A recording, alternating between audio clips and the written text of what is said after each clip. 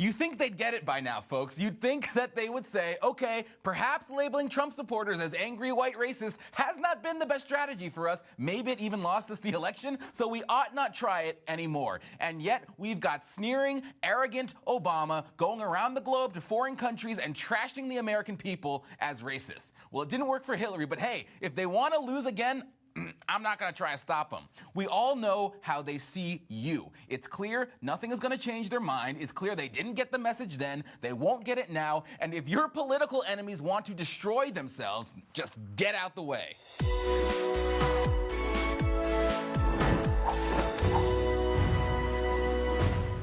So Obama was in Johannesburg, South Africa, where he delivered the Nelson Mandela Annual Lecture, of course very prestigious. And of course Obama, who is not exactly a man of class, used it as an opportunity to badmouth his own country, his own president, and his own people. And while he didn't mention President Trump or supporters by name, it is very clear who he was referring to with this. Populist movements, which by the way are often cynically funded by right-wing billionaires intent on reducing government constraints on their business interests.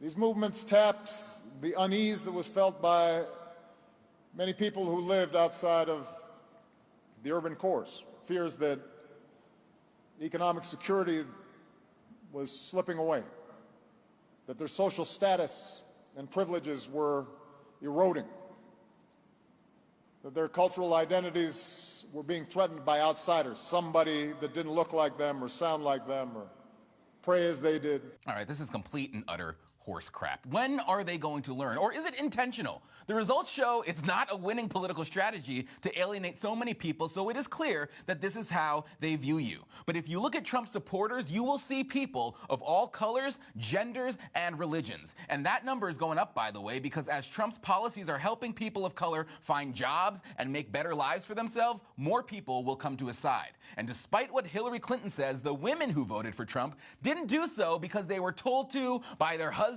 or their kids or their bosses or whatever the hell else she was saying.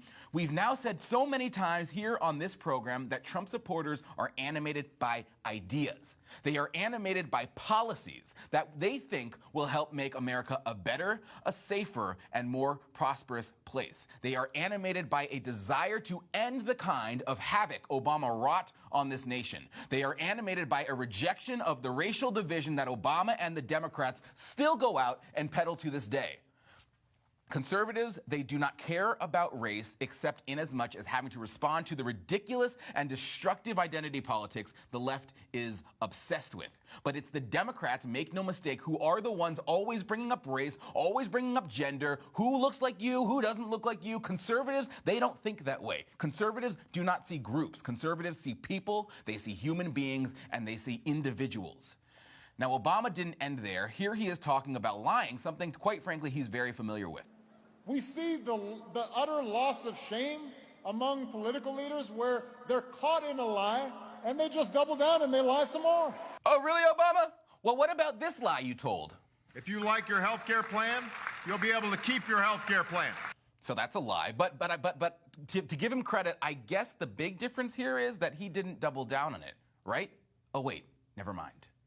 If you like your plan and your doctor, you can keep them. You'll be able to keep your health care plan. If you like your plan, you keep your plan. If you like your doctor, you like your plan, you can keep your doctor, you can keep your plan. You like your current insurance, you keep that insurance. Period. End of story. Well, no, the end of the story was when millions of people lost their doctor and their plan. And he didn't just double down, he tripled down, quadrupled down, and yet Obama says, I didn't double down on lies. Bullcrap. The Washington Free Beacon made a supercut of 34 times he said that, part of which we just showed you. There are so many other things Obama lied about, including his whopper of a claim that he was responsible for the biggest middle-class tax cut in history. Lie. And saying he's responsible for just 10% of budget shortfalls, blaming Bush for the other 90%. PolitiFact rated that false. He also lied and said ISIS, or ISIL as he likes to call them, was just a JV team. And then he doubled down and said he never said it. Keep in mind, I wasn't specifically referring to ISIL. Oh, you weren't?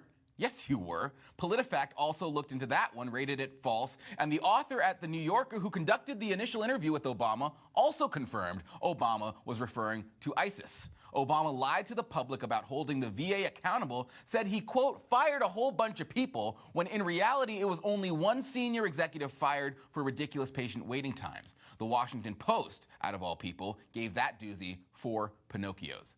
There's so many other things he simply did not tell the truth, ever. We would spend more time going over all of Obama's lies, but there simply is not time on this program. But you talk about the utter loss of shame among political leaders, then you ought to start with yourself, Obama, because your record is rife with the very kind of shamelessness you condemned at that lecture. But no need in getting worked up over it, because just remember, every time you see Obama speak, every time you see Hillary speak, or any Democrat for that matter who wants to malign Trump supporters as racist and Trump himself as evil and pretend they're above reproach and don't lie and all of this stuff, just sit back, smile, and remember that all of them are not your president.